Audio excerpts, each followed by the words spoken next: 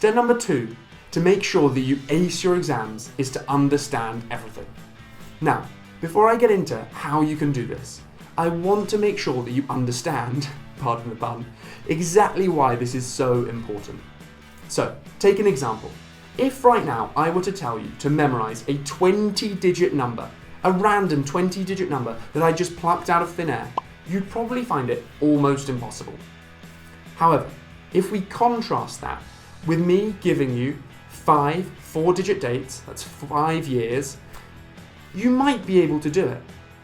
The reason for that is that you can build those 5 dates into your brain's web of understanding.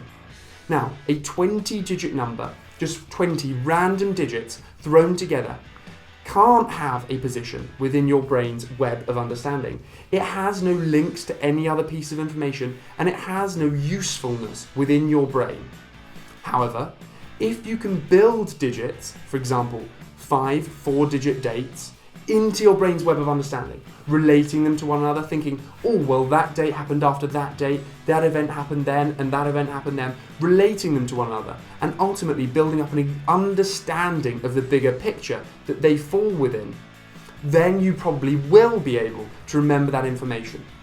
So, understanding is important, first and foremost, because if you don't understand stuff, it is almost impossible to remember information related to that.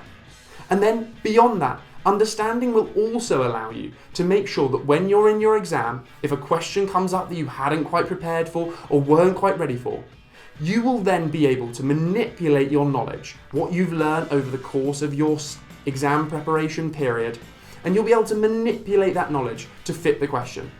However, if you don't have a firm understanding of exactly what's going on, then that just won't be possible. So, how can you make sure that you understand everything? Well, the answer is surprisingly simple. The answer is simply to ask. And I know that this sounds like something that your teacher would say, no question is a stupid question, or don't worry, you can ask anything. And I understand that when you're sat in a class full of all of your classmates, the last thing you want to do is ask a seemingly stupid question or something that the teacher's just been going over to have everyone laugh at you.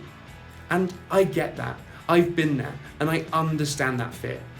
However, the reality is that if you're sat in an exam and you haven't asked that question, you haven't gained a full understanding of exactly how something works or exactly how a piece of information fits within that web of understanding, you will feel like even more of an idiot than you do when you're sat in class in front of your classmates. The first thing to say is that the majority of questions really are worth asking. There genuinely are very few questions that you can ask that will turn your classmates into fits of laughter.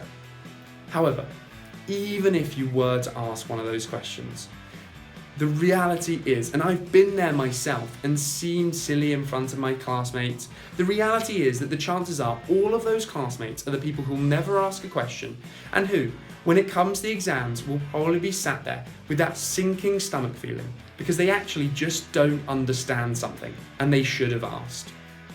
And the other thing to add is that if you really don't want to ask your teacher about it in front of all your classmates, at the end of the class, just approach them, ask them, sorry, I just don't quite understand this. I've really been trying to get to grips with it, but I just don't quite understand it. Or alternatively, you can ask one of your classmates, sorry, I'm trying to work this out, but I just can't quite get it. Can you please just help me out? So, ultimately, there is always a way to understand something. You've just got to ask. So either ask in class, ask your teacher at the end of the class, or ask one of your classmates to help.